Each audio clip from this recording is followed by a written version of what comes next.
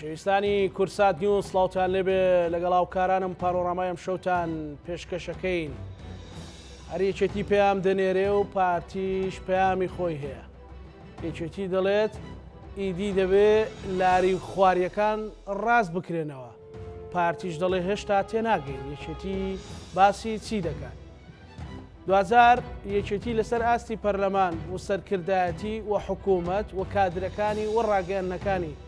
پەیامەکەی بە ڕوون و ڕاشکاوی بەگوێی خەڵکی کوردستان و هێز و لایەنە سیاسیەکان و تەنانەت پارتی دموکراتی کوردستانیش داوە. بەڵام لەولاوە پارتی لە ڕێگەی مەکتەب سیاسیەکەوەڵێت لە حکوومەت بکشێنەوەی هەتانەویشتان لە دەست دەچێت. یەکێتی ژەڵێ خۆ بەتەمانین خێرمان پێ بکەن. بڕیاری چی دەدرێت؟ ئایا ئەمە ململانەی نێوان دوو حزبە یاخود نیگەرانیەکانی یەکێتی لەسەر خودی حزبەکە و دەستکەوتی حزبەکەیە یاخود لەسەر خەڵکی کوردستانە؟ شەو پانۆراما گفتوگۆی ئەم بابەتە دەکات بە میوانداری بەڕێزان شادی نەوزاد ئەندامی فراکسیۆنی یەکێتی لە پەرلەمانی کوردستان. شادی خەر سوپاس. هەروەها ئاراز محەممەد ئاخا ئەندامی سەرکردایەتی یەکێتی نیشتیمانی کوردستان بە ڕێزیشیان لە دهۆکەوە لەگەڵمان. جا بە ڕوخسەتی شادی خان بە هەر وەکو پلەی حەزبی لە کاک ئاراسەوە دەست گەلک سوپاس. کاک ئاراس سڵاو لێبێ و بەڕاستی ئێوە شەڕی خۆتانە وەکو حزب بووە کارکتەرە سیاسیەکانی ناو حزبەکەتانە یاخود شەڕی خەڵکەکەن. بۆچی پەیامەکەتان پێ ینی پارتی ئەڵێ هێشتا تێناگەین یەکێتی چی دەوێت بۆ؟ سڵاو لە بینەرانی کورسات، سلااو لە شادیە خان و لە جەنابتیش. دیارە خۆتان دەزانن بە ئەو مەوزوعانەی کە پارتی چەند مانگێک کە باسی دەکا ئێمە وەکو یەکێتی نیشتیمانی کوردستان هەمیشە لە دروستبوونیەوە تا ئێستا هەمیشە پێشەک بووینە بۆ ئەوەی بتوانین خزمەتی گەڵەکەمان بکەین. دروستکردنی حکوومەت شەهیدەکانی یەکێتی نیشتیمانی کوردستان قەت هەمیشە بۆ خۆمان نەبووە. وەڵام ئەم کێشانەی کە ئێستا هەیە ئێمە دەبینین ماوەیە کە زۆر پارتی بە بەرنامەیەکی استراتیزی ئیش لەسەوەی دەکە هەرێمی کوردستان بکاتە دوو ئیدارە. بەهۆی ئەوەش خۆی تەکوین کردووە پێگەی ئابوووریەکەی خۆی سامانە سروشتەکان بە تایبەتی مەوزوعی دەرهێنانی نەوت و گاز و ئەوانە لە سوورەکانی خۆی تەمام کردووە و مەوزوعی ئیبراهیم خەلیل و بابەتی ئەو حدودی نێوان سووریە و عێراق و کۆمەڵێک داهاتی زۆر گەورەی لۆ دێ لەو سوورانەوە بە عنقەست دەستی ئاوادانکردنەوەی لە سلێمانی ڕاگرتووە و ئەوە بەرهێنانی نەوت و غازی لەو سنوور ڕاگرتەوە. بۆیە ئێستا شەڕ بەوە دەفرۆشی دەوێت حکوومەتی هەرێمی کوردستان بکاتە دوو ئیدارە پارتی بە فعلی چکە چەند ساڵێکیشی لەسەر دەکەوە ئێستاش دەوێت لە پراکتیک جێبەجێ بکات. بۆیە هەمیشە دەبینن ئێمە بێمنەتین وایە خۆیەوە ئەعلانی شەڕێکی ساردە لە یەکێتی نیشتیمانی کوردستان و کێشە بۆ ئیدارەی سنووری یەکێتی نیشتیمانی کوردستان دەچێشەوە. ئێمە ماوەیە کە درکمان پێ کردو. بۆیە ئێستا دەزانین خەتەر لەسەر هەرێمی کوردستان هەیە، خەتەر لەسەر قەواری هەرێمی کوردستان هەیەوە. ئەم ڕۆژ بە ڕۆژ بارودۆخی هەرێمی کوردستان لە ڕووی خزمەتگوزاری لە ڕووی مافی مرۆڤ دیموکراسی و خەریکە کۆتایی پێبێ شێوازی حکومڕانی تاگڕەوی و کەسێک بڕیار لەسەر هەموو شتێک بدات و چی بیوێ جێبەجێ بکە. بەڕاستی ئەمە لە کوردستان جێبەجێ ناکرێت، خصوصتەن لەگەڵ یەکێتی نیشتیمانی کوردستان ئەمە هێزێکی وا ڕانەهاتوون کەس ئەمر لەسەر یەکێتی نیشتیمانی کوردستان بکە. ئێمەش نەمانویستی ئەمر لەسەر کەس بکەین، بەڵام واقعی هەرێمی کوردستان و یەکێتی نیشتیمانی کوردستان و سەرجەم لایەنەکانش وا دەخوازێ ئێمە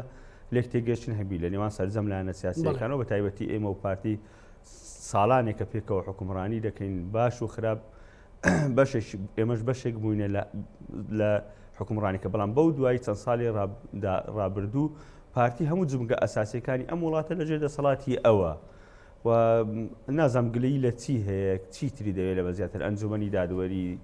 سەرۆکی حکوومەت سەرۆکی ئەنجومەنی ئاسایش نازانم ڕۆژانە کۆمەڵێک بڕووبیان و دەدینتەوە بۆ یەکێتی نیشتیمانی کوردستان و کێشە بۆ ئیدارەدانی سنووری دروست دەوێتی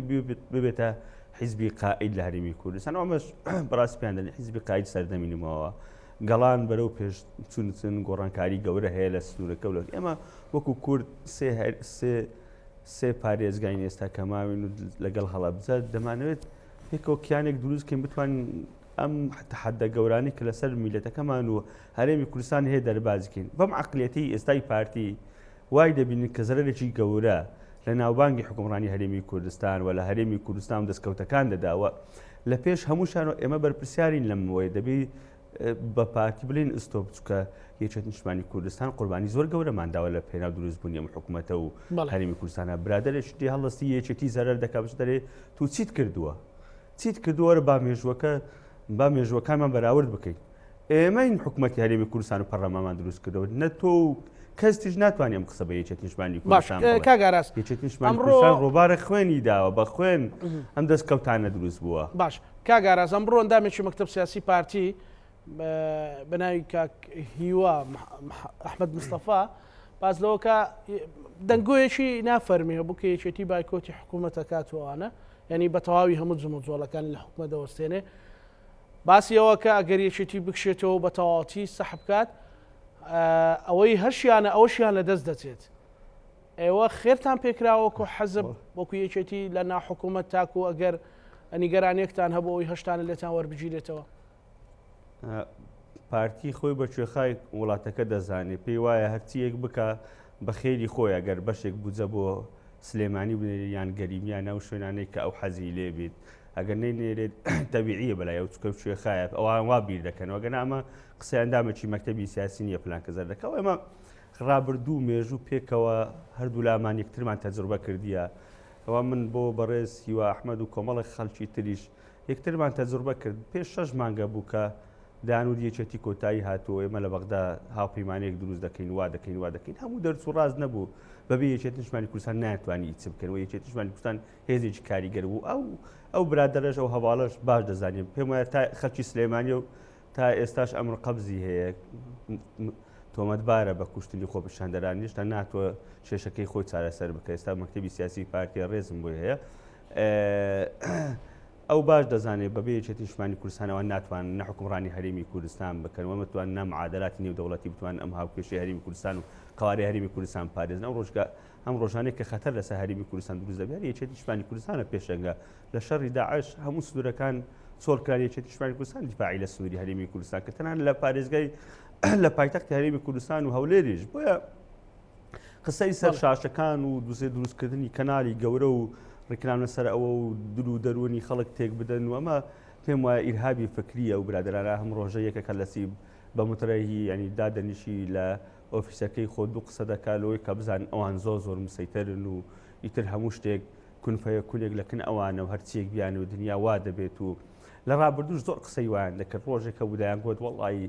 ئەگەر ریفراندۆم دەکەین دەوڵەت دروست دەبێت و ئەگەر تورکیە و ئێران بێن و عێراق بێ یەک بێن و دنیا و ئێران دەکەین و تارەی ئیسرائیل و ئەمریکامان بۆ هەلەسمەزم دواتر هەموو ڕاست دەنەچ و قسانە ئێمە پێمان وایە زانیتە ملەتەکە هەمومان هەنی تاقی کردوتەوە و ئەو قسە و قسەلۆکانێک لە ڕابردوو هەموو کردمان تاقی کردوتەوە ئەگەر ئەوان ئەو ئیشەی کردویانە دەیانەوێت هەرێمی کوردستان بکەنە دوو ئیدارە فەرمون با بڵێن کاکە ئێمە دەکەینە دوو ئیدارە و بەڕنامەمان بۆ دانا و ئێستا ئێمە تەکوینی وەزعی خۆمان کردی و نەوتمان هەیە و گومرکەکان پارەمان زۆر لێت دێ و دەمانێت پارەکە بۆمان ببینێتەوە بەشی سلێمانی ئەوانە نادەین و موتیان بۆ بدەین هەیە ئەمە بابەتێشترە دەتوانین قسەی لەسەر بکەین ئەگەر دایانەوێش حکومڕانێکی ڕەشید بکەنەوە پێکەوە بتوانین ئێمە لەم وڵاتە شەریکی بین و پێکەوە بتوانین بڕیار بدەین لە چارەنووسی میلەتەکەمان و خزمەت میلەتەکەوانکەین فەرموو ڕێگا دیارە و تەنانەت ئێمە و پارتیش نیت خاوەنی ئەم هەرێماون بین ئەحزابی تریش هەیە لە هەرێمی کوردستان وام زۆربەی ئەحزابەکانی تریش زۆرینی هەر ڕێیان ناڕازین لەم بارودۆخە هەرێمی کوردستانان زگەر زەرێ لەگەڵ ما بمێنەرەوە لەگەڵ شادی خان گفتوگویەک دەکەین شادی خان سپاس خێر بێ دووبارە جیاوازی کاری ڕێکخراوەی و تەنانەت بیرۆڕای ئازاد و میدیای ئازاد لە هەرێمی کوردستان سەرتاسەریە بۆ ئەوی مەسەلەن کەسبنی راپۆرتێکی نێودەوڵەتی هاتەوە یان راپۆرتێکی نێودەوڵەتی لەسەر هەرێمی کوردستان بنووسرێ ئەتوانی شانازی پێ بکەیت ئەمە بێت پێش ئەوەی وەڵامی و پرسیارە بینەوە بیر لەوە بکەینەوە کە ئایا کاری ڕێکخراوەیی بۆ گرنگە یان کاری NGOکان لە هەرێمێکی وەکو هەرێمی کوردستانە بۆچی گرنگە یەکێک لەو هۆکارانی کە بێتە هۆی ئەوەی کە کۆمەلگا هوشیار ببێتەوە بەرامبەر ئەو کێشانەی کە هەیەی کە ئێمە دەیان جۆر کێشی جیازمان هەیە لە هەرێمی کوردستانە کاری NGOکانن کاری ڕێکخراوەکانن ئێمە لە هەرێمی کوردستانە مێژوویەکی دوور و درێژمان هەیە لەسەر لەگەڵ کاری ڕێکخراوەکانە و تاریخێکیشمان هەیە لە دروستکردنی ڕێکخراوەکانە لە ڕاپەڕینەکە و لەسەر سنوور کاتێک کە خەڵک ئاوارە بوون لە ئاوارەیەکەوە ئێمە تاریخمان یەکێتی نیشتمانی کوردستان تاریخی لەگەڵ دەستپێکی کاری ڕێکخراوەیە هەیە ئەوەی کە ئێمە وەکو یەکێتی نیگەران دەکا بە ئەسکەرتاریەتکردنی بەشێکی زۆری حکومڕانی لە هەرێمی کوردستانە بنمونە ئێستا لە فەرمانگەی ڕێکخراوە حکومیەکانی هەرێمی کوردستان بۆ دەرکردن یاخود بۆ دروستکردنی ڕێکخراوێک کە دروستکردنی ڕێکخراو مافی هەموو تاکێکە هەموو تاکێک ئەتوانێت ڕێکخراوێک دروست بکە و کار لە چوارچەوەیە بکە کە پەیڕە و پرۆگرامی خۆی دای ئەڕێژێ بەپێی یاسا و دەسەڵاتی دراوەتێ کە کارەکانی خۆی جێبەجێ بکە بەڵام دروستکردنی ڕێکخراوێک لە طبعاً بەپێی یاسا شێوەیەکی ترە کە تۆ پەیڕە و پرۆگرامی خۆت و ئیمزای 3 بۆ 5 کەسی دەسەی دامەزرێنە دەبێتە فەرمانگە دوای 30 ڕۆژ ئەگەر وەڵامیان نەدایتەوە ئەگەر بانگیان نەکردی بۆ گۆڕانکاریەک هەڵەیەکی یاسایی ناو پەیڕەوەکەتە ئەم ڕێکخراوەی تۆ بە دامەزرا و لە قەڵەمەدرێ بەڵام لە ئێستا ئەم ڕێکارە چۆنە ئەم ڕێکارە تۆ ناوەکە تەقدیمەکەی دوای 2 مانگ وەڵام بدەدەنەوە کە ناوەکە وەرە گیرەیانە دوایە 2 مانگە یا دوای 3 مانگ حد الأقل 2 مانگت پێچێ دواتر بانگەکرێی ڕێکخراوەکە بۆ دروستەکەی بۆچی بنکە کەو لە سلێمانیە بۆ لە هەولێرە بۆ لە دووهۆکە ئیشەکانە چین ستافەکانە کێ کام پرۆژانت هەیە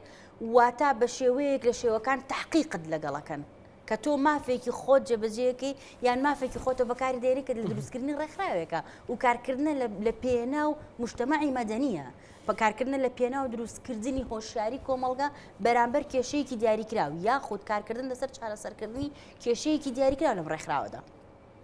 دوایە 2 مانگە 3 مانگی ترتەوە بۆ ڕێکارێکی تر 2 مانگی ترتەوە بۆ ڕێکارێکی تر وەلحاڵ بۆ دروستکردنی ڕێکخراوێ کە بەپێی یاسا تەنیا 30 ڕۆژی پێویستە لە فەرمانگەی ڕێکخراوە حکومیەکان 7 بۆ 12 مانگی پێچێ ئەمە بەس دروستکردنەکەی لەلایەکی ترەوە مەبەست چێ لەمە شادیخە ئەمە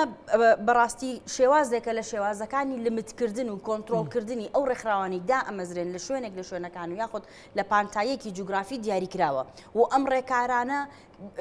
لە 2 شوێن زۆر ڕەنگی داوەتەوە کە بەونە بە قورسی تێپەڕن یەکێکیان سلێمانی و دەوروبەرێتی سلێمانی و هەڵەبجە و دەوروبەرێتی ئەوی تریان دوهۆک و زاخۆ دەوروبەرێتی بزاخۆ بە تایبەتی لە زاخۆیە بە تایبەتی کارکردنی ڕێکخراوەکان زۆر قورس بووە هۆکارەکان وازەحن ئەمە جۆرێکە لە جۆرەکانی سزا ئەگەر قەرار بێ پارتی بێ بەڵام ئەگەر قەرار بێ پارتی بێ زاخۆ لەژێر دەسەڵاتی ئەوانە بیرمان نەچێ هەموو ئەو کەسانی کە لە زاخۆ و دوهۆکان هەمویان پارتینین هەمویان لایەنگریان بۆ حزبێکی دیاریکراو نیە ئاڕای زۆر ئازاد و ئازایان تێدایە و کەسانی زۆر چاونەترسیان تێدایە کە دەیانەوەی ئیش بکەن لە پێناوی مجتەمەعەکانە لە پێناوی خەڵکەکەی خۆیانە لە پێناوی کۆمەڵی کێشە و گیر و گرفت کە تایبەتە بە ناوچەکانی خۆیان وەک هەموو ناوچەکانی تری هەرێمی کوردستان ئەم شێوازە ئەسکەرتاریەم شێوازە تحقیقکردنە لە دامەزراندنی ڕێکخراو بەڕاستی لە چەند ساڵی داهاتووە زەرەری زۆر گەورەمان لێ ئەدا وەکێکی تر لەو خاڵانەی کە ئێمە لەم 2 ساڵەی ڕابردووە زۆر تەرکیزمان لە سەرێتی وەکو کاری ڕێکخراوەکان یاک خود کارێک لەو کارانەی کە بە ئەسکەرتاریەتکردنی دامەزراوەکانی حکوومەتە مەسەلەی چالاکیەکانی ڕێکخراوەکانە بۆ هەر چالاکیە کە ئەنجام ئەدرێت لە دوهۆک و لە هەولێرە پێویستە ئەولەویاتی ئەوەندە زۆر ببرێ و تەقدیم بکرێ و تەنانەت لە دوهۆکە ئەگەر ئاسایش ڕێگەت پێنەدا بە هیچ شوێنە ناتوان یەک چالاکی بچووکیش چییە ئەنجامی بدەیت کە بەپێی یاسای ئەمە شتێکی وابوونی نییە کە یاساکە یاسای ژمارە 1 ساڵی 2011 و پەیڕەوێکیشی بۆ دەرکراوە هەر لە ئەنجومەنی وەزیرانەوە کە پەیڕەوی ژمارە 4 باشە نە بەپێی پێڕەوەکەم ڕێکارانە وجودی هەیە نە بەپێی یاساکەم ڕێکارانە وجودی هەیە بۆ کاری ڕێکخراوەکان و خاڵێکی تر کە لە ئێستایە فەرمانگە ڕێکخراوە حکومیەکان پەیڕەویەکە بەرامبەر ڕێکخراوەکان بۆی کە کارەکانیان تەجیل بکە بۆی کە لمت لەسەر جۆری کارەکان و پرۆژەکانیان دابرێ مەسەلەی نوێکردنەوەی فەرمانی کارگێڕیە کە فەرمانی کارگێڕی نوێکردنەوەی فەرمانی کارگێڕی نە لە پەیڕەوەکەیە هەمانە نە لە یاساشا هەمانە و ئەسڵەن یەکێک لەو چارەسەرانی یاخود یەکێک لەو بنەمایانەی کە فەرمانی کارگێڕی لەسەر نوێ دەکرێتەوە مەسەلەی هەڵبژاردننی ناو ڕێکخراوەکانە کە تەرکیزیەوە بۆچی لەسەر ئەوەیە بەڕێشان لەبەر ئەوەی ڕێکخراوەکانی سلێمانی و هەڵەبجە بۆ نوێکردنەوەی ئەم خاڵە ئەم فەرمانی کارگێڕیە 3 بۆ 5 مانگیان پێچێ لە فەرمانگە بەڵام ڕێکخراوێکی هەولێر 2 هەفتی پێ ناچێ ئەم جیاوازیە بۆ دەکرێت لە نێوانی ڕێکخراوەکانی سلێمانی و ڕێکخراوەکانی هەولێرە جگە لە کۆمەڵی خاڵی دیکەی زۆر دیار و ڕوون کە ناشارێنەوە لەم جیاوازیەی کە لە نێوانی ڕێکخراوەکانی سلێمانی دەکرێت ئینتیمای ڕێکخراوەکە بۆ یەکێتی بە یاخودنا کێشەی یەکێتی لەگەڵ حکومڕانی لە ئێستاە کێشەی خۆی نییە وەکو حزب بەتەنیا کێشەی کۆمەڵانی خەڵکی کوردستانە کێشەی ئازادی ڕادەربڕینە کێشەی چارەسەرکردنی کێشە جەوهەریەکانمانە لەناو کۆمەڵگادا کێشەی کارکردنی سربەخۆ ئازادە و دەنگی ئازادە کێشەی ڕۆژنامەنووسیە کێشەی بە ئازاردانی هەموو ئەو کەسانەیە کە دایانەوێ هەبن دایانەوێ قسە بکەن دایانەوێ ئاڕای خۆیان بڵێن ئەمە بەشێکی ئەم کارانە پەیوەندی بەکاری ڕێکخراوەکانەوە هەیە بەشێکی دروستبوونی ڕای پێچەوانی حکومڕانی عسکەرتاریەت ئەم ڕێکخراوانن کە دروستیەکەن ڕێکخراوەکان ئەم ئاڕائانە دروستەکەن بەکارەکانیان بە بەداداچوونەکانیان بە پێدانی تەقریر و بە پێدانی لێکۆڵینەوەکانیان لە مەجال دیاریکراوەکانە یعنی تۆ پەرلەمانتارێک ئەمڕۆ جوابی بەڕێسیدا بۆ تۆ بۆچی نیگەرانی لە بە سیستماتیکردنی هەرێمی کوردستان و ژێرخانی هەرێمی کوردستان بۆ نیگەرانی تۆ لە چی بوو تا پەرلەمانتارێکی هاوڕە تۆ ڕەکەیت ڕاستیەکەی من نامێ وەڵامی کەس بەمەوە بە شخصی بەڵام ئەوەی کە ئێمە هەمانە و ئەوەی کە ئێمە قسەی لەگەڵەکەین لە پێناوی کۆمەڵانی خەڵکی کوردستانایە لە پێناوی بە سیستماتیکردنایە ئێمە بیرمان نەچێت کێ بوو لە حکوومەتە دەستی کرد بە دیجیتالکردنی حکوومەت کێ بوو بە ئەلکترۆنیکردنی حکوومەتی دەست پێ کرد کێ بوو بایۆمەتری دەست پێ کرد کێ بوو ئەم ئیشانەی کرد هەمووی دەستپێکی پرۆژەکە و دەستپێکی کارەکان لە حکوومەتە لە بەڕێز قوبات تاڵەبانیەوە نەبوو قوبات تاڵەبانی نەبوو هەموو ئەم کارانەی سەر پێخست کێ بوو و دوای ئەوە ئێمە ینی ڕاستی من زۆر بەلام مۆستەیرە کە کەسانێک بەو شێوە بەو ئاستە وەڵام بدەنەوە فاکت بە فاکت وەڵام بدرێتەوە من کاتێک قسەیەکەکەم تۆ بە فاکت وەڵامم بدەرەوە من کاتێ لە هەولێر کۆنگرێ ڕۆژنامەوانیم کردووە لەسەر کەیسێکی دیاریکراو لە ماڵی باوکی کەسانم کردووە لەژێر قوبەی پەرلەمانە کردومە کە خۆم ئەندامم لەو پەرلەمانەیە کە خۆم تاکێکم لەو پەرلەمانەیە وەک تۆ چۆن شوێنی توێ ئاوا شوێنی منە کەس منەتی ئەوە نەکا بەسەر کەساکە لە پەرلەمانە ئیشێکراوە کە پەرلەمان لە هەولێرە پەرلەمان بۆیە لە هەولێرە لەبەروی هەولێر پایتەختە ئەگەر سلێمانی پایتەخت باید جەنابەت دەبوایە بەهاتی دایەتە سلێمانی ئەو کاتە وایە من پێت بڵێم بێگومان نەخێر لەبەرەوەی یەکێتی باوەڕی بەوە نییە کە ئێمە جیاوازی لە نێوانی ناوچەکانە بکەین هەولێر بۆ چێشێتیە یان پارتیەیەکی حزبێکە هی کەس نییە هەولێر نە هەولێر هی کەسە نەدامەزراوە حکومیەکان هی کەسن نەپێکهێنەرەکانی حکوومەت دەتوانن بەتەنیا ئەو شێوە مامەڵەی کە ئێستا هەیەە بیکەن و بەردەوام بن لەسەری چونکە حکوومەتی هەرێمی کوردستان و هەموو دامەزراوەکانی دیکە پەرلەمانی هەرێمی کوردستان کار دەکات بۆ بە سیستماتیکردن کار دەکات بۆ تەشریع کار دەکات بۆ بەدواداچوون بۆ چارەسەرکردنی ئەو کێشانەی کە لە ئێستا ئەوانە نین یعنی ئێوە ڕەخنە و سەرنجتان لەسەرەوە هەیە ئەوەی کە ئێمە لە ئێستا هەمانە ئەوەیە کە ئەم تێبینیانە و ئەم ڕخنانەی کە یەکێتی نیشتمانی کوردستان هەیەی بەتەنیا ڕخنە و تێبینی و کێشەکان یەکێتی نیشتمانی کوردستان نییە ئەمە کێشە و گیر و گرفتی کۆمەڵانی خەڵکی کوردستانە لە بە سیستماتیک نەبوونی حکوومەت لە جیاوازی لە نێوان زۆنەکاندا لە جیاوازی لە نێوان بزنسمانەکاندا تەنانەت بۆ پێدانی پرۆژەکان بۆ کارکردن بە بژانەوەی ژێرخانی ئابووری ناوچەکاندا لە کارکردنی NGO-کانە لە کارکردنی ڕێکخراوە نێودەوڵەتیەکانە بیرمان نەچێمە ڕێکخراوە نێودەوڵەتیەکان کاتێ دێنە ئێرە بە بەدەیان فلتەری دیکە تێپەڕن تا چنە فەرمانگە باشە و لەوێ چیان ڕوبەڕوە بێتەوە شادی خان ینی ئەو لە دوانی کە بە کاک ئاراسمت مثلەن ئەندامێکی مەکتەب سیاسی پارتیەڵە من تۆ شموک پەرلەمانتاری یەکێتی ناسان بەڕاستی ئەڵێ گەر یەکێتی بێوێ بایکۆتی حکوومەت بکە ئەوەی هەشێتیەوەش لە دەستەدا بەڕاستی ئەمە بۆ چونتا لەسەر ئەمە چییە بەڕاستی ئەوەندە کۆمیدیە پێویست بە وەڵام ناکە ینی ئەو قسەی ئەوەندە کۆمیدیە پێویست بە وەڵام ناکە هەمووان دەزان نێکێتی چێە هیچ پێویست ناکەمە تعریفێ بکەین بۆەوەی کە ئایا گەرێکێتی ڕێک پێچەوانەکەی ڕاستە ئایا پارتی بەبێ یەکێتی چییە و ئایا پارتی ئەتوانێت حکومڕانی هەرێمی کوردستان بکە بێگومان نەخێر و ئێمە ئەگەر بگەڕینەوە بۆ بنەچەکانی دروستکردنی حکومڕانی لە هەرێمی کوردستانە هەموو ئەفکارانەی کە حکوومەتی هەرێمی کوردستان پێوەی دەنازێ لە ئێستاە هەمووی ئەفکارەکان سەرەتاکانی لە یەکێتی نیشتمانی کوردستانەوە هاتووە سندیکاکان کێ دروستی کردن ڕێکخراوە NGO-کان کێ دروستی کردن یەکەم ڕێکخراو لە هەرێمی کوردستانە کە دروست بووە لەسەر سنوورەکانی ئێران عێراق دروست بووە کۆمەڵێک پێشمەرگەی دێرین یەکێتی نیشتمانی کوردستان دروستی کردووە ئەم بنەمایانەی کە پێوەی دەنازن کێ دروستی کردن ئێستا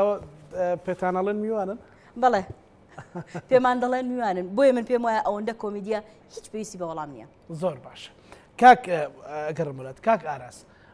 بەڕاستی یعنی ئێستا خاچ ئەو پارێزگای کە بەڕێست مقابلەکەکەیت و لەوێەوە لەگەڵ ئێمەیت قرار بوو خۆ دوژمنانی کورد نەتوانن یەک بست بێنە ناو خاچی هەرێمی کوردستانەوە ئێستا لە سنووری بادینان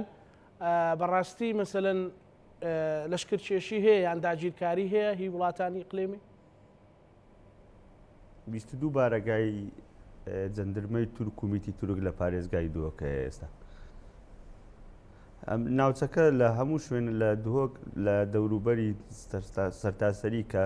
ئەم شوێنانی کە پارتی تێدایە مەجای بەرفرەوانی داوە بە هێزی تورکیا بە هەموو قواتەوە وەختی خۆی کە لە ساڵی 1970ەوە ئەم هێزانایینە بۆ دژی پێشمەرگەکانی یەکێتی نیشتیمانی کوردستان لە ئەو کاتەوە نەڕۆیشت و بەڵام بارەگاکانی کە وەڵام ئێستا زۆر زیاتر کرد جگە لەبەر لە سنووری پارێزگای مووسڵیش ئەم شوێنانی کە پارتی و ئاسایشی پارتی تێدایە هێزی جەشی تورکیان لێ دروست کردووە لە سەرچای باشوێقا لە نزیک سیاشینگا لە کۆمەڵێک شوێن معسکراتی گەورەیان دروست کردووە بۆ هێزی تورکیا ئەمە ناشارێتەوە بستێکی سی و حاڵی ئەمان لە هەر شوێنە قازانجیان تێدا بێت کوردایەتی دەڵێنەمە کوردایەتیە لەم شوێنانەی کە قازانجیان تێدا بێت تورک بێ ئێران بێت هەر کەسێک بێت دوژمنی کورد بێت دەڵێن ئەمە بۆ پاراستنی قەوارەی هەرێمی کوردستان ئەمە بۆ کوردایەتی یعنی ئەوان بە هەموو شێوازێک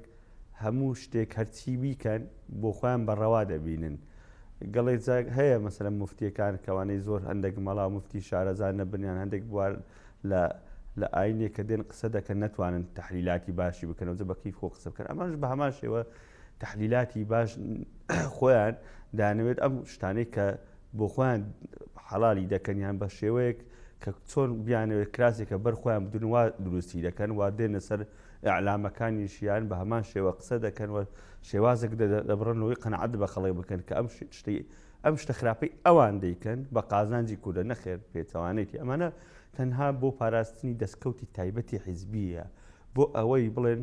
کاکە ئەمە هەموو ئەو بیرونە و توشتەکان لەژێر دەسەڵاتی خۆمانە اتفاقەیان کرد لەگەڵ تورکیا بۆی بڵێن کەس نەتوانێت ئەمە پلان کەس نەتوانین نزیکمان بێتەوە هێزی تورکیامان هەیە پشتیوانیمانەکەەوە پلانە خۆ کەس ناوێت بێت خوانەخواست هیچ هێز وڵانە سیاسێک نەیویستە پەلاماری پارتی هیچ کەسێک بدە ئێمە کە لە هەرێمی کوردستان ئەمەی گلەیمان هەیە ئەم نەعەدالەتەی ئێستا هەیە لە هەرێمی کوردستان ئەم شێوازە بیرکردنەوەی تەسکی حیزبایەتی و ناوچەگەری هەیە کە لە هەرێمی کوردستان بەش بە حاڵی خۆمان وەکو یەکێتی نیشتیمانی کوردستان لە زاخۆ تا خانەقین بە شوێنی خۆمان دەزانین و دەمانەوێت خزمەت بکەین و ئەم خزمەتانی لە دووە بکرێت لە سلێمانی لە هەر شوێنێک بکرێت بە وڵاتی خۆمان و بە شاری خۆمان دەزانین چونکە یەکێتی نیشتیمانی کوردستان لە هیچ شوێنێک میوان نییە بە تایبەتی لەو شوێنەی ئێستا من پێ دەڵێم دووهۆک لە ئازادکردنی ساڵی لە ڕاپەڕینە مەزنەکە یەکێتی نیشتیمانی کوردستان ئازادی کردووە ئێمە لە پێش ئەوان شەیدمان داوە بەرگریمان کردووە بە هەمان شێوە یەکێتی نیشتیمانی کوردستان 36 شەیدی سەرەتایی هەیە لە دووهۆکە دەوروبەری مووسڵ و ناکرێت پارتی بەو شێوە بەرتەسکە باشە کاگەڕازۆکە من لە سەرەتا باسم کرد مەسەلەن پارتی بەشێک لە پارتی پێی وایە کە تا ئێستا نازانانی یەکێتی چی دەوێت لە یەکێتی تێنەگەیشتون هەر بەڕاستی پێتان وایە پەیامی ئەوە نەگەیشتووە ئەمە زانین چیا خۆیان ئەوەندە مەغرور بوونە پێم وایە ئەم قسانەی ئەوان دەکەن بەشێکیان لە غروریەتە پێیان وایە ئەمان دووربین نین دایمەن لە حساباتە برادرانی پارتی و کادرانی پارتی غەڵەت دەڕۆن لە ڕیفراندۆمەکەش وایان دەکرد قسەی قەڵەویان دەکرد و قسەی گەورەیان دەکرد خۆیان دەیانزانی شتێک هەیە بەڵام ئەوەندە مەغرور بوون قسەی گەورەیان دەکرد دواتر وەزعەکان چلات ئێستاش من پێم وایە ئەو تەسیحاتانەی ئەوان دەدەن لە غروریەکانە نازانی یەکێتی چی دەوێت نازانی ئەمە پێم وایە بەڕاستی ینی عیبە ئینسان جوابی ئەم هەرزە کارە سیاسیانە بداتەوە هەر عیبە بەو شێوازە دێن قسە دەکەن لەسەر کەناڵەکان نازانی یەکێتی چی دەوێت ئەی لە سەرۆکی یەکێتی نیشتیمانی کوردستانەوە تاخر ئەندامی یەکێتی نیشتیمانی کوردستان 5-6 مانگە چی دەڵێ بە پارتی پێم وایە عیبەیەکی گەورەیە بۆ خۆشیان ینی بۆ خۆشیان ئەگەر کادرەکانیان بەم زمانە ناشرین و بەم استیفزازیە قسە بکەن ینی ئەمە لە ئەگەر خۆیان بە هێزێکی بەرپرسیارەت لە حکومڕانی هەرێمی کوردستان دەزانن کە زۆربەی زۆری دەسەڵاتەکانی هەرێمی کوردستان لەژێر دەسەڵاتی ئەوان ئەمە شتێکی عیبەیە ئینسانی بەرپرس دەبێت شامداتە بەرپرسیارەتی بتوانین کێشەکان حەڵ بکەوە ئەمە مێژووە ئێمەش ئەم هەنگاوانەی کە هەنگاوانەی چەمان کە وردە یەکەم جار کاکوبادوان کە نەچون بۆ حکوومەت دواتر بە پێش ئەمە بە نامەی ڕسمی بە کتابی ڕسمی داوامان کردووە گلەیمان هەیە لەو شێوازە حکومڕانی و بیرکردنەوە دواتر بە شێوازێشتر دواتر بە بایکۆتکردن ئێستا بە شێوازێشتر لە تیمەکانی حکوومەت لەگە بەغدا ئەمە هەمووی ئەعلانە زەنگە ئێمە نامانەوێت بە حەنجەت بین لە حکوومەتیانی کوردستان لە شەوێک کە ئاگایان لە هیچ نەی بڵێن وەڵامە کشاینەوە بە ئەو هەرێمە نەبین و حکوومەتە نەبین ئەمە نامانەوێت دەمانوێت ئاگدار بکەینەوە بۆ کۆمەڵانی خەڵکی کوردستان ئاگدار بن جەنابی سەرۆکی یەکێتی کاک بافڵ لەگەڵ کۆنسڵ لایەنەکان دانیشتۆ پێڕاگەیاندنەوە بە بەغدای گوتووە لەگەڵ سەرجەمی حیزبەکان لە شاری دۆکان کۆبووە بە لایەنە سیاسیەکانی وتەمە کێشەکانە سەرڕای ئەوش لایەنە سیاسیەکانیش ئەو مشکلانانەیەوە پارتی نامەی ڕسمی بۆ چووە ڕاز ناکەرە و برادەرەی کە دەڵێ ئێمە نازانی یەکێتی چی دەوێت مەهماکان هەر لە هەر ئاستێکبی ڕاز ناکە یەکێتی بە نووسراوی ڕسمی بە پارتیمان گوتووە 1 2 3 چارە بە مشکلەکە تیمی حکوومەتی یەکێتی بە حکوومەتی گوتووە ئەمە مشکلەکانمانە بە سەرۆک حکوومەتی گوتووە بە وەزیرەکانیان گوتووە هەموو خەڵکی کوردستانی دەزانی کێشەکان چییە و چی نییە بۆیە پێویست ناکەمە بۆ شێوە کەسێکی کادرێکیان مەکتەبی سیاسێک بێتە تەلەڤیزۆن ئێستا بڵێ چی دەوێت ئێستا زۆر عیبە بۆم بێم بڵێ وڵایی ئێمە چیمان دەوێت کەوازەحە خۆی نیشتمانی کوردستان نەیگوتووە وەرن پارتەزەوی ئاراس ئەوەی دەردەکەوێت ئێوە ناو خۆمان بدەنیان ئێوە لە کاگاراس بۆ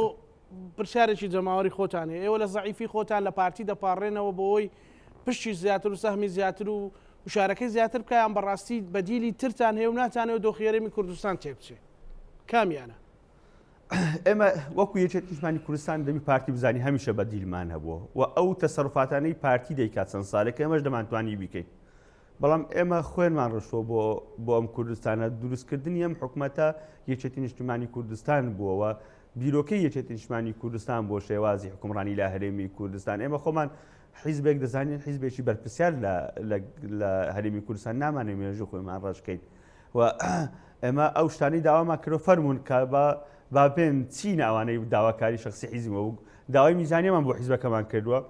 داوامان کردووە مەکتەبی سیاسی بۆ یەکێتی دروست بکرێت داوامان کردووە وەزیرێکمان بدەنێ داوامان کردو چیمان داوا کرد داوامان کردووە فەرمونون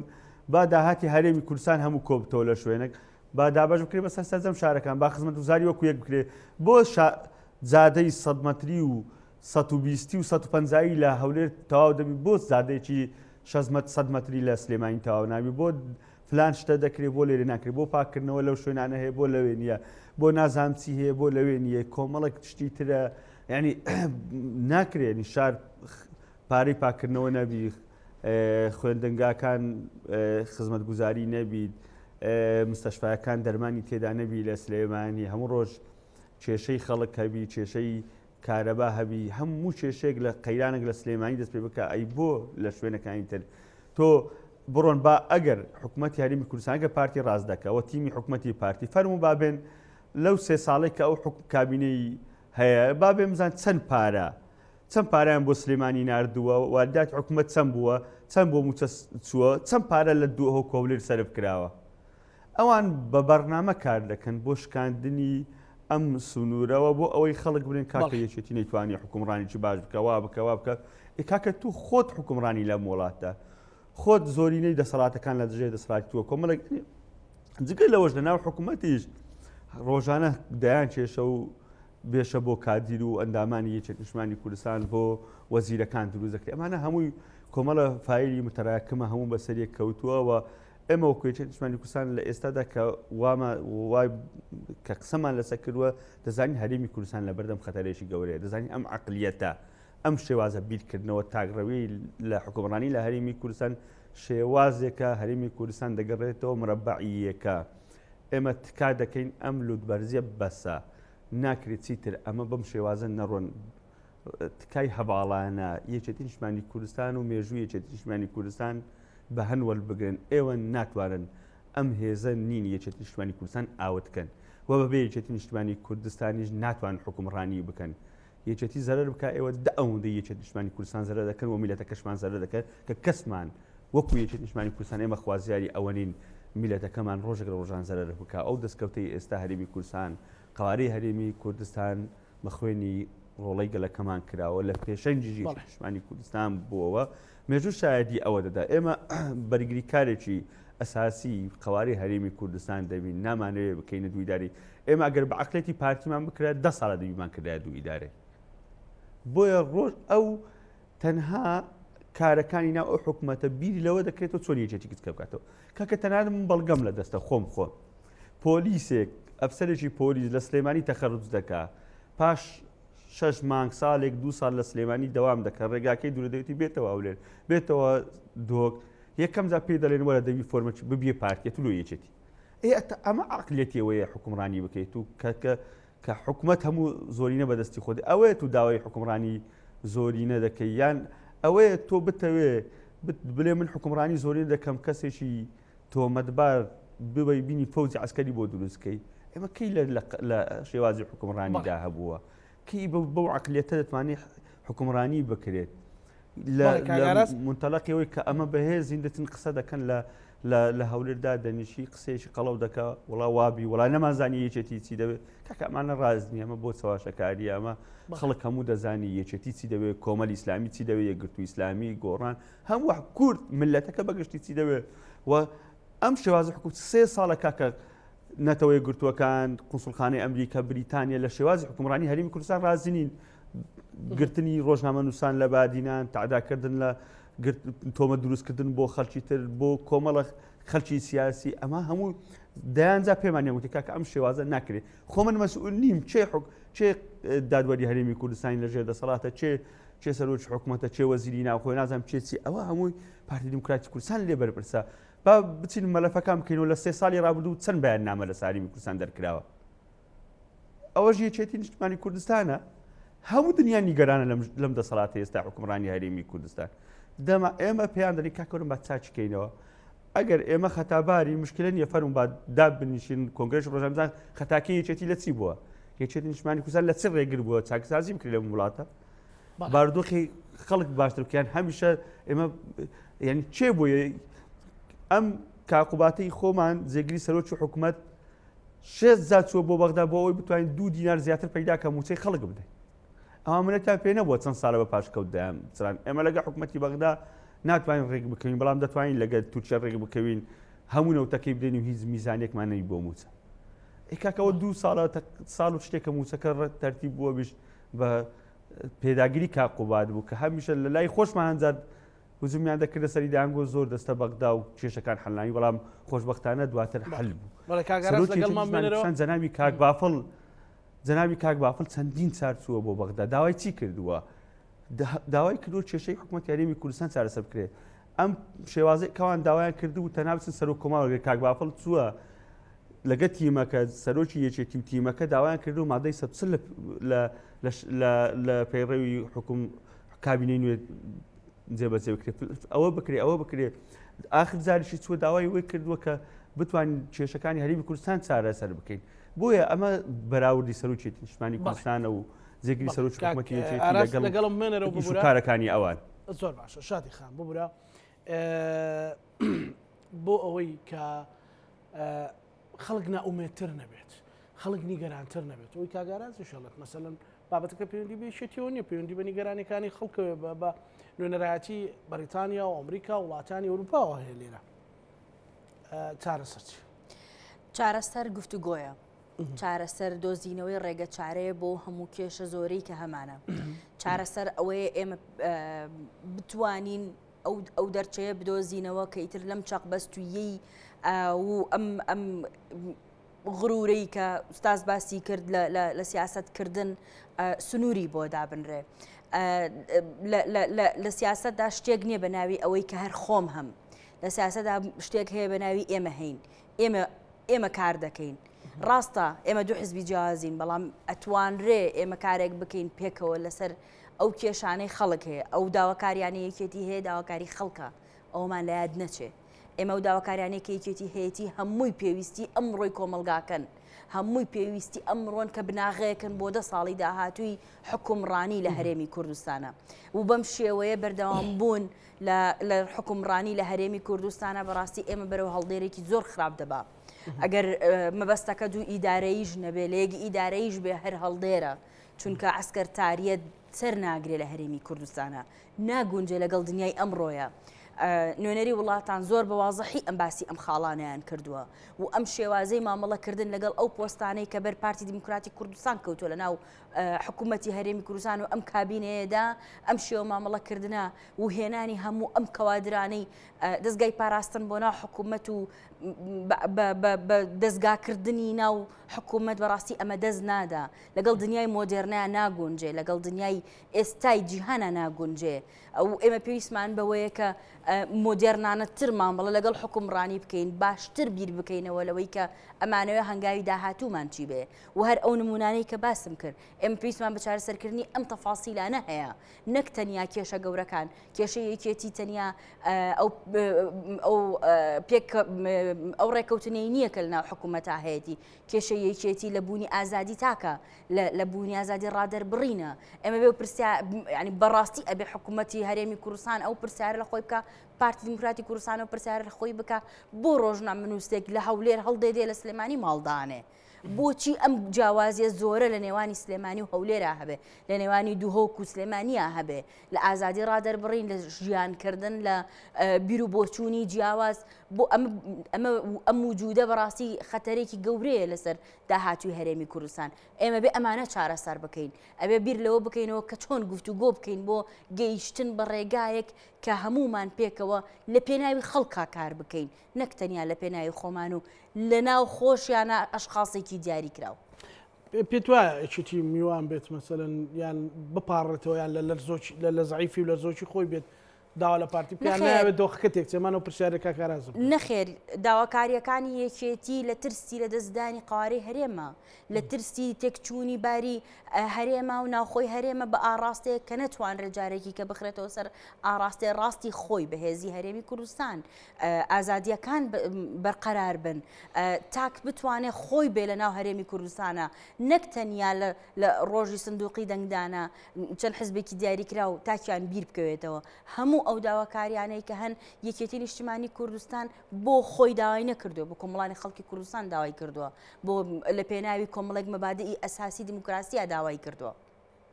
باشە کەواتە شادی خان پێت وایە ئەگەر ئەم دۆخە بەردەوام بێت چارەنووسی خەڵک و خاک و قەوارە چی بەسەر بێت ڕاستی ئێمە بە هیواین کە بەردەوام نەبێ بەم شێوەیە چونکە دۆخەکە بەرەو باشی ناڕواگەر بەم شێوەیە بەردەوام بێت بەرەو باشی ناڕوا نەخێر مەترسی گەورە هەیە بەڵێ باش ئەتوانین دو سەرنجی خۆتم پێ بڵیت لەو بەرنامەیە من بە هیوان بە زووترین کات بگەینە ئەو خاڵی کە دڵخۆش بین بەوەی کە دەستکەوتەکان بۆ کۆمەڵانی خەڵکی کوردستان بە ئاراستەیەکەن کە پێویستیە سەرەتاییەکانی ڕۆژانەی ژیانکردن و مافە سەرەتاییەکانی مرۆڤ لە ناو هەرێمی کوردستانە بەرقەرار بێ و دەستەبەر بێ بۆ هاونیشتمانیانی هەرێمی کوردستان زۆر باشە بەڕێز کاگاراس دو سەرنجی خۆتمان پێ بڵێ ببوورە ئومێد دەکەین هەواڵانی پارتی گەشتی بنە ئەو قەنەعەتەی بەم لۆژیکەی چەند مانجێ ڕابردوو بیر لەم لۆژیکە نەکەنەوە کە قسەی پێ دەکەن بیر لەوە بکەنەوە چۆن بتوانن کە ئێستا ئەوان خۆیان زۆرینن لە حکوومەتەکەەوە زۆرینی حکوومەتەکە بەدەست ئەوانە چۆن بتوان حکوومەتەکان بەهێزکەنەوە چۆن بتوانن متمانەی هەموو کۆمەڵانی خەڵکی کوردستان وە